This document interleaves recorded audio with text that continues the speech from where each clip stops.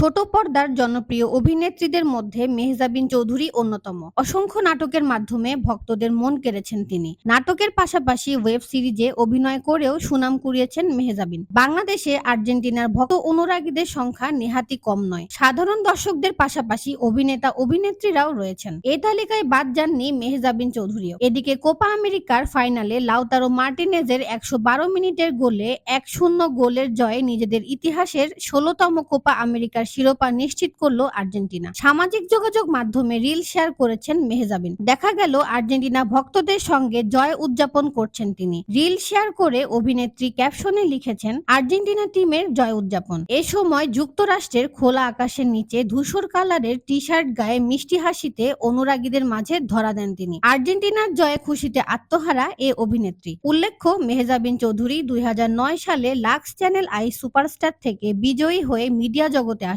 বর্তমানে তিনি বিভিন্ন টিভি বিজ্ঞাপন, নাটক ও ওয়েব সিরিজে নিয়মিত অভিনয় করছেন।